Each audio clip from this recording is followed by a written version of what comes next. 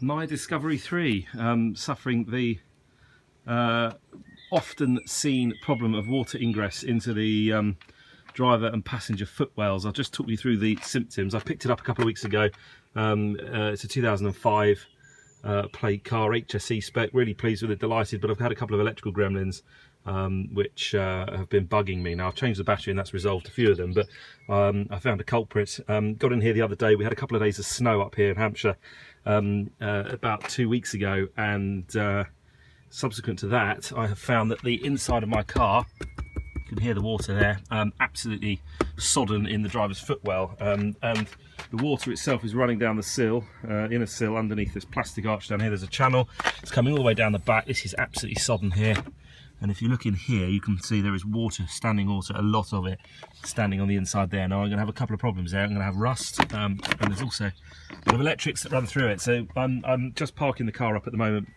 I'm not going to drive it as it is. I don't want to cause a short circuit somewhere or end up in a catastrophic position. So anyway, the root cause of the problem, as it is a lot of Discovery 3 water ingress problems, is the sunroof. Now the sunroof itself is designed fine. It's got sunroof that comes down, a glass sunroof with a rubber seal at the front of it, comes down and sits neatly on top of here and butts here. Now no sunroof in the world is going to be 100% watertight, so they've designed into it this drainage channel that runs all the way round the outside, and it drains at 4 points. It drains at the front, it drains there, and then 2 at the back on either side here as well. The system works fine. I mean, there's nothing wrong with it, and the design is absolutely adequate. There is the water through gravity just runs down to the end here, and I'll talk you through the cord in a minute. There is a drainage hole here. There's a 90-degree bend inside the roof lining here. You can see it if you take the roof lining out, but I haven't needed to, because the roof lining itself is not showing signs of water staining, so I don't think the leak's in there. I assumed it wasn't anyway. And there's a 90-degree bend in there, and then there's a rubber hose that runs all the way down here. It's a pretty decent sized hose, about the size of a garden hose, all the way down the A-pillar, inside, and then it comes out on the inside. From the inside it comes out up here. You can just about see there's a rubber grommet here that's attached to the hose the other side, and it drains into here. There's a hole just out of sight here, and it drains down through, and that's perfectly adequate. It's the same drainage channel that the scuttle here, so if water pours down the ceiling, down the windscreen, it comes down, comes over the here, or even if it goes underneath, it comes down into here. It comes through here, down here, drips through, and then it comes out ultimately behind the wheel arch. That's how it's designed to be.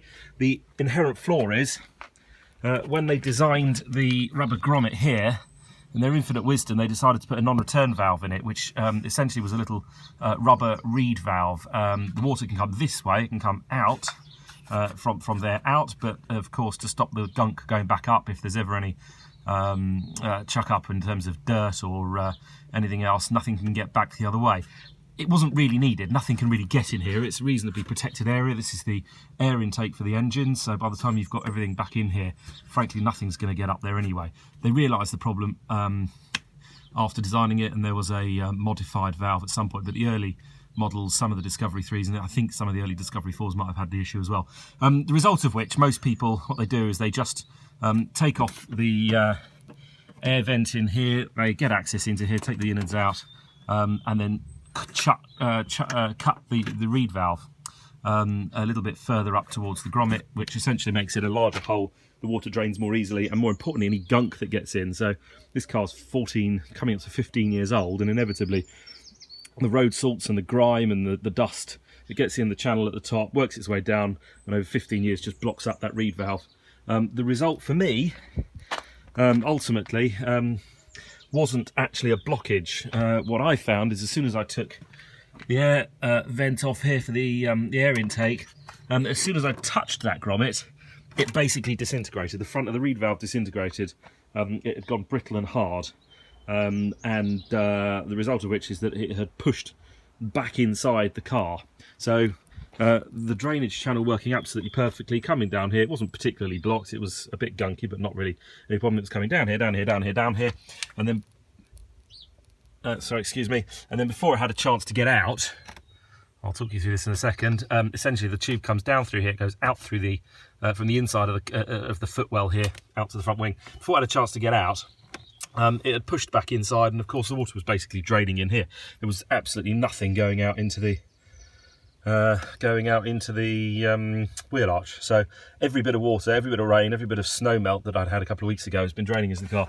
Goodness knows how long it's been doing that. I wonder whether that's been going on for so long that well, I hope it hasn't caused any long-term damage in terms of rust or setting off rust underneath, but sadly only time will tell. The resultant fix normally is to take that reed valve out and snip it, or alternatively, if you can, if it's still in good condition and still seated nicely, you can simply snip the front of the top of the reed here, stick a rod through it, and for me this is 2.7mm strimmer cable, which is absolutely perfect for the job.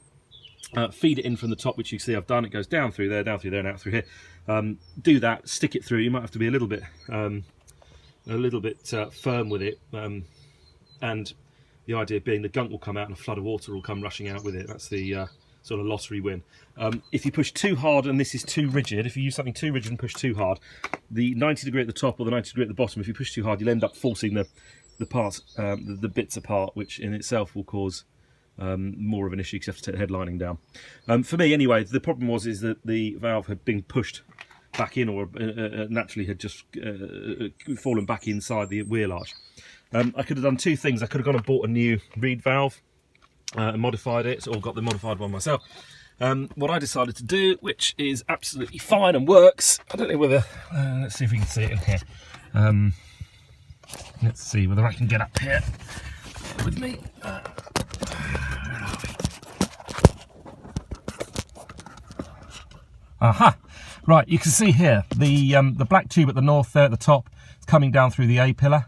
The reed valve itself, it sits down inside, nice and snugly, and goes through. So what I did is I pulled the reed valve through the air vent back, back inside the car, pulled it off. I then went outside, fed the smaller end back through the hole, and punched it through. So essentially the bulk of the rubberized reed valve, or what's remaining of it, is now on the wheel arch side of the vehicle. Pushed it through, put the red tube back in, the black tube with the red tape back round inside it, and to be absolutely doubly sure, I stuck a small Jubilee clip on it. Now the Jubilee clip, not really necessary, I haven't over tightened it because they're both rubber, but what I did want to do is make sure that there was absolutely no leaking whatsoever. So it's quite a rigid rubber tube, that one that comes down through the A-pillar. It's like a garden hose, so you can put, oops, battery low, hang on. So you can put a little bit of force on it, but not too much. I had to take a few of the panels off. Firstly, this side panel down here.